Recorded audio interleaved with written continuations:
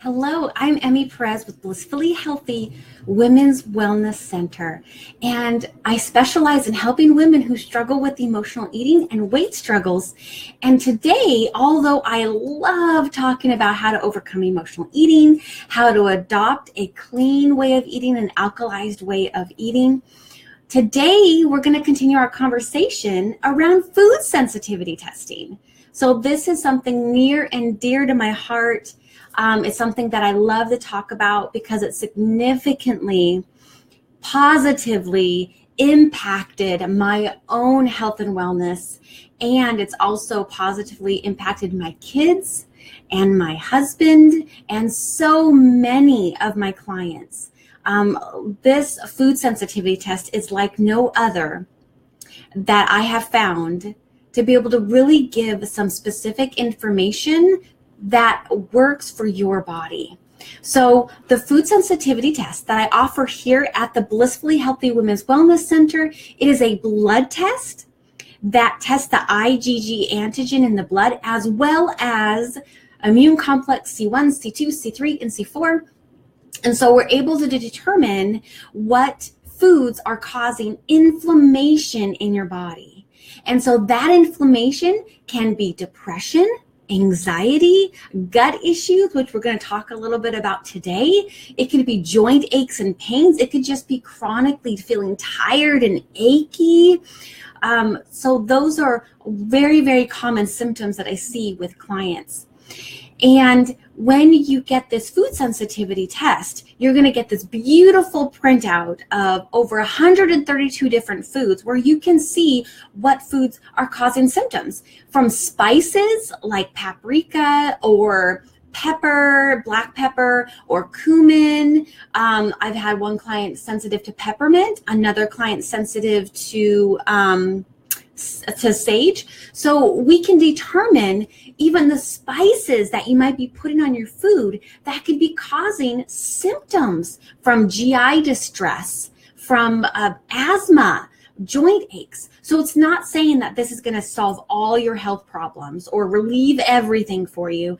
But what I do know for sure in my own personal experience, as well as working with many women over the last several years with this food sensitivity test, is that it gives relief from these types of symptoms within 5 days and up to 14 days. So significant relief really quickly. So if you're dealing with chronic GI issues, from heartburn, that one I see so often, heartburn or indigestion, these are going to be things that you actually might be eating that's causing those symptoms, inflammation in your stomach. And then you can also have symptoms of inflammation in your intestines. So when you eat the food, you're sending off an immune response in your body that says, let's get some immune response out there because we're eating something that our body's reacting to. And it's trying to keep you safe. And so what can happen in the gut lining specifically is that inflammation can swell up and cause restriction in the gut, in your intestines. And so as your food moves along, now it's having less and less space to move through, and that can cause constipation. And then it can also cause the opposite symptom if you're eating something that you're sensitive to. And so I have a lot of clients that come in with chronic constipation, or the other side, chronic just going back and forth between constipation and diarrhea, constipation and diarrhea. And yep, we're going to be talking about poop today because that's important. Everybody does it, and we want to make sure that you're not toxic and just holding that in or not being able to evacuate, because what happens is then you're going to be reabsorbing some of those toxins and you're not going to be feeling good. So if you've got chronic tummy issues and you've seen doctors, or maybe you've seen GI specialists and not getting the results that you want, I really recommend for you to take a look at this and to see what we can do to help you feel better. This is not a promise that it's going to make everything go away, but it is something that can help you have relief from these symptoms. And I've seen it with so many. For example, I like to just go back to my own personal story.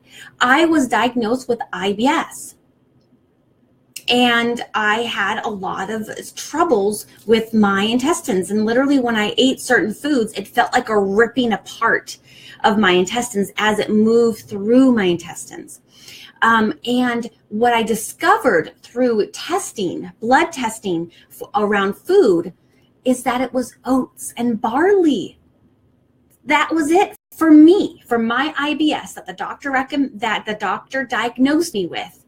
Was that when I found out that I was highly reactive to oats and barley, and I removed those from the way that I was eating, my IBS completely went away. Now, that might not be the case for everybody. That might not be the case for you if you have IBS. However, if we can figure out what foods are making your symptoms worse, just by simply removing those foods, you can start to feel better. Another thing I want to talk about today was that your gut is your second brain. So if you are chronically sick, if you are chronically having cold after cold and coming down with sicknesses, or your kids are, this is where we want to take a look at your gut integrity, your intestinal wall integrity. We want to take a look at the foods that you're eating, because if you're chronically eating foods that you're reactive to, you're chronically setting your body in some type of immune response, and then that's lowering your immune functioning, and you're going to be more susceptible to getting sick. And then also, by continuing to eat the foods that you're reactive to, you could then set the tone for developing food allergies, which are different than food sensitivities. And you could also then set the tone for developing possibly autoimmune diseases in the future. So what we put in our body is super important, and we want to take a look at what foods are reactive for you so that you can feel better.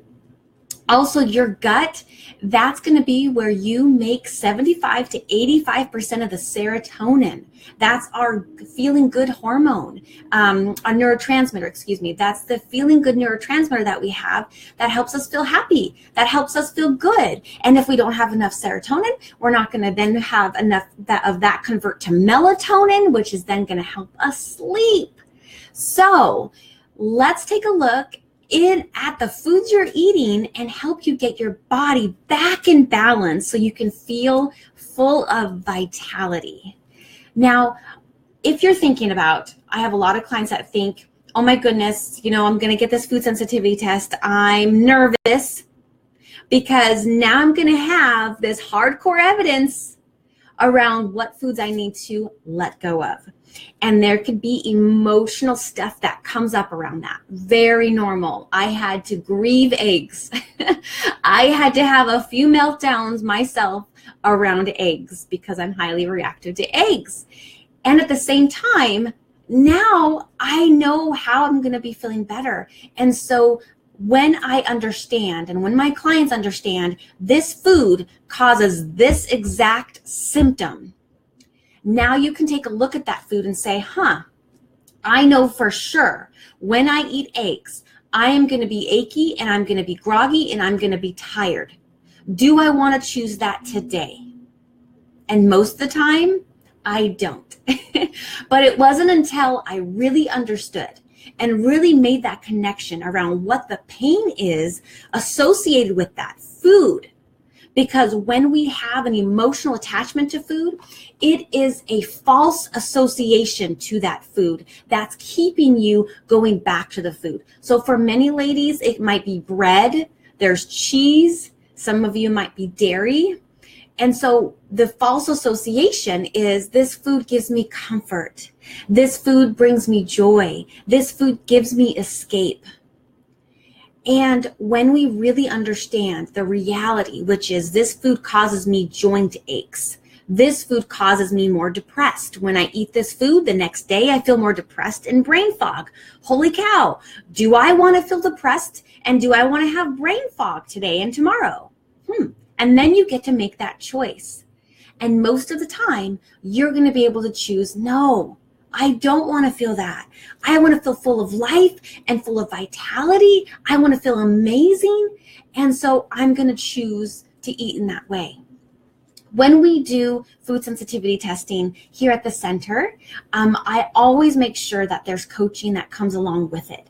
So when you take a look at the cost of the food sensitivity test that I offer here at the center, it's also including coaching with me to help walk you through this exact process about how you're going to be able to release the attachment to food so you're not needing to struggle with it and white knuckle it. Because it's not based in willpower, it's based in willingness, which is very different, and it's based in taking really good care of you. But we do need to learn some emotional tools along the way so that you can stick with these changes you make around your food.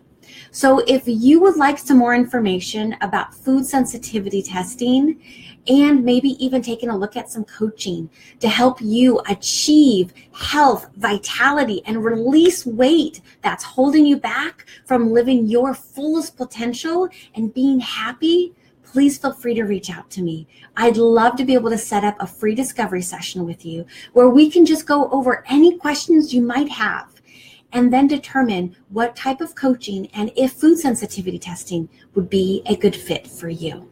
So I hope that you've enjoyed this conversation. I want to invite you also check me out on YouTube. I have some really great videos there, and subscribe so that you can get all the updates on the new videos that I post. So until we connect again, I want to remind you to stop dieting and start living, because a blissfully healthy lifestyle does not have an expiration date. I'll look forward to sharing with you more and hearing from you soon. See you soon. Bye-bye.